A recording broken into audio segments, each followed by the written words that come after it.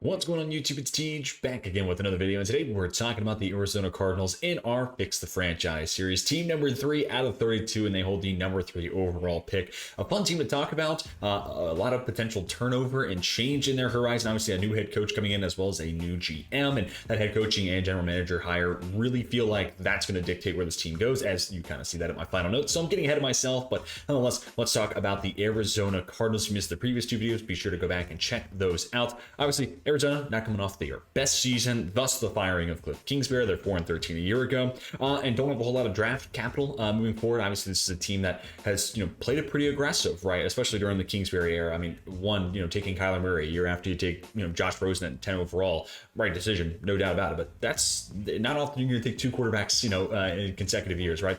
And then the DeAndre Hopkins trade, I think they got a good deal on that, but that was an aggressive move. And then, bringing in a J.J. Watt, and they, paid a lot of money to their safeties, Budda Baker and Jalen Thompson, the Hollywood Brown trade last year. So this is a team that's been going all in, and because of that, their draft capital suffers just a little bit. Only 5 picks, but really those 2 picks that they're missing are day 3 selections. They certainly help. I'd like to see this team have as many swings of the bat as possible, but nonetheless, that is not going to be something they can do this offseason unless there's trades in the future, which DeAndre Hopkins has been, put on the trade block. Again, I think that head coaching hire, because, my early prediction was they would go out and get a Sean Payton. And then potentially, with Kyler Murray rehabbing for a year, maybe that's where Peyton and Brady could unite. That doesn't feel like it's all that likely anymore, unfortunately, because that would have been cool to call it. But nonetheless, that type of a hire, you're not moving on from DeAndre Hopkins despite a huge cap hit. But speaking of projected cap for next year, just under $16 million. They move on from DeAndre Hopkins. Obviously, there's going to be a whole lot more money there at their disposal, but they're already 12th in the NFL in available cap space. So let's go ahead and talk about what I think this team should do in free agency. And to me, that defense is very bad, but there are 2 young players that I think have really grown with some time. I want to start by talking about Zach Allen.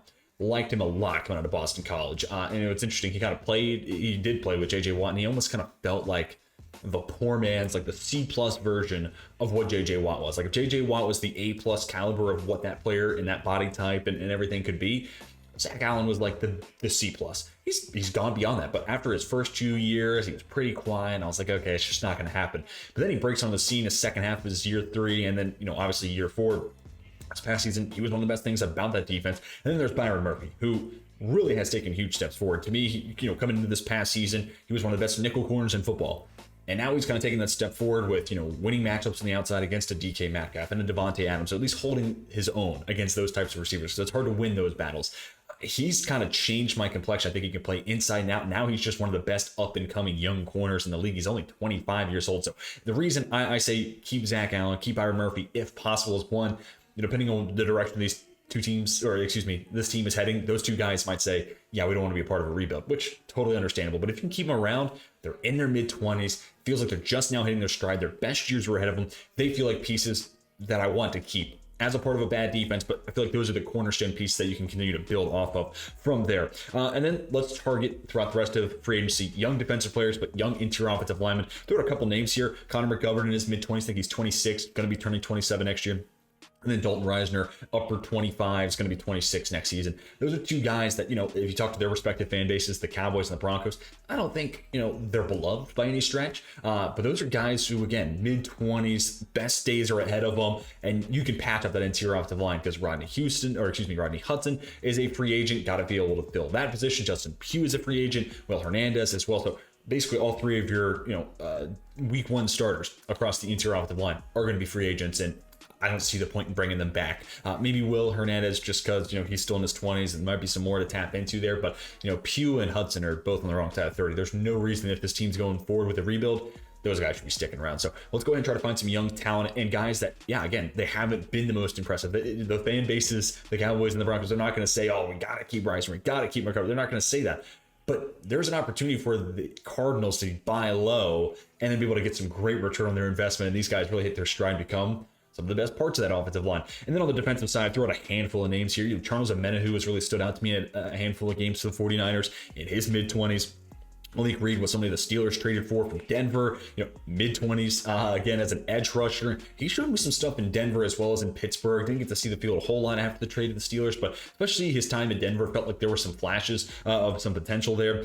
Greedy Williams and then Sean Murphy-Bunting, 2 corners in their mid-20s. Murphy-Bunting is played primarily in the slot for Tampa Bay, so that could be a move that enables you to keep Byron Murphy on the outside, which, naturally boundary corner is going to be a more valuable position to put one of your best players, and maybe that's something that in the negotiating process, Byron Murphy is saying, hey, I'm not going to play the nickel anymore. I don't get enough recognition. I got to play on the outside. And Sean Murphy-Bunting, if you bring him in as well as re-signing Byron Murphy, all of a sudden that cornerback room looks a whole lot better. And then if you brought in a Greedy Williams, if you had all 3 of those guys, because I think Williams has had some good play for the Browns too, but at this point, MJ Emerson feels like the guy who's going to play opposite of Denzel Ward, who has been up and down, but the way Emerson played this year as a rookie and what we know Ward is capable of, that's a legitimate perimeter duo. They could keep Greedy Williams around. He could play the slot. But as a free agent, I could see him wanting to go pursue a starting opportunity on the outside. And I think Arizona could give him that. So, in a perfect world, they get all these guys, right? Like, that would be awesome. You could buy low and all these guys have their best days ahead of them. And all of a sudden, the Cardinals defense is kind of scary. But, if they were to nab one of these 2 corners and one of these 2 defensive linemen, Amenahue, who primarily plays on the interior, or Malik Reed, who plays on the edge, I'd be optimistic about the direction this team is taking. And also, the big part of this equation is going to be the guy on your screen here, Isaiah Simmons. How do we get him to be playing like the guy who was this freak, this alien of the NFL draft, the guy who had to go in the top 10 despite we didn't really know what position he was going to play, right? Like, how do we unlock him? Zaven Collins, this versatile, he could be an edge rusher, he could be an inside linebacker, he's adding weight. Is he going to play on the edge? No, he's going to be this little hybrid. He plays inside now. How do you tap into his full skill set? So again, the head coaching hire is going to be really fascinating here. Did he keep Vance Joseph as the DC? Is he going to be potentially the head coaching candidate? I mean, is he the guy to come out of this? We'll wait and see, but all of it is really interesting to me. And I think on top of trying to find some other young pieces to go along with hopefully Simmons finding a stride, hopefully Collins figuring out what his role is and how they can maximize his value, then all of a sudden that Cardinals defense goes from putrid to, okay, they may not be world beaters, they may not be the 49ers or anything like that, but it's like, you can't sleep on that. You can't overlook that Cardinals defense. So I'd love to see them attack young at all 3 levels, D-line, linebacker, and secondary, and then as well as the interior offensive line. So that was my big emphasis here. This is another one of these teams, which of course, right, I'm doing this in draft order. So, we talked about the Bears, we talked about the Texans, and now the Cardinals. I've had the same rule. Anybody over 28, I'm not interested. Now, you can bring them in on a 1-year contract, whatever, but I don't see the value of veterans wanting to go there. I don't know why they would want to, because those 3 teams are probably not doing a whole lot of winning. Maybe the Bears are a little different just because their situation is they have so much cap space. They have so much draft capital potentially coming in by getting their 1 overall pick. Maybe, Chicago, but specifically Houston and Arizona, if they go rebuild route, why would a veteran want to go there, right? But I also think that opens out the door for young guys to step up and prove themselves. And I think in free agency, a guy like Greedy Williams, who's looking for a starting opportunity, this is a place that's really appealing to him. So anyways, long story aside, let's go ahead and start talking about the NFL draft. I'd love to see this team be able to explore some trade options down from 3, especially if they're going to go rebuild, right? Like if they hire Vance Joseph and he's going to be the guy that's like, hey, it's going to take 2 years before we're back on track, then trade 3. I mean, yes, you could get Jalen Carter, you get Will Anderson. If you get one of those 2 guys, that defense automatically has kind of a blue chip cornerstone piece around it. I get it. But also, say there's a world where Philadelphia is like, hey, we want to go get Jalen Carter. We'll give you 10 and 31 or whatever that second first rounder becomes. 2 swings of the bat in the first round is really appetizing for a team that needs help across the entire roster. That's Philadelphia, maybe the Lions, whoever it might end up being. Number 3 is going to be a hot commodity, especially if it is quarterback 1, 2, because then you're left with Levis or Stroud, whoever that third quarterback is, and a little bit of a drop off maybe towards Anthony Richardson. So depending on how the quarterback stock plays out, that number 3 pick could be a very hot commodity. So I'd love to see what they could get potentially for that pick. I mean, look back to what San Francisco gave up to move up to 3 to get Trey Lance. Like, you give the Cardinals that type of haul, all of a sudden their future feels pretty bright. You wait for Kyler Murray to rehab for a year, and then all of a sudden you have this draft capital. Hopefully you sign some young free agents, and you have those assets adding young talent to the roster. All of a sudden Arizona feels like this up and coming team all over again. But anyways, if they have to stick with the pick at 3, Jalen Carter, Will Anderson, you're not going to go wrong there. They're 1A, 1B of the non-quarterbacks in this class. I'd probably go Jalen Carter. If they do re-sign Zach Allen, I can see where it's like, hey, now we really need an edge rusher. So let's go Will Anderson. But if they lose, Allen, maybe they do go Carter. Either way, I don't think there's a wrong option there if they do stick to the pick at 3. I think this is a really good edge and cornerback class. Every time I do a mock draft, it's like, man, 6 corners in the first round, yeah, kind of makes sense. Or God, how many edge rushers did I get in here in the first 2 rounds? There's a lot of talent here.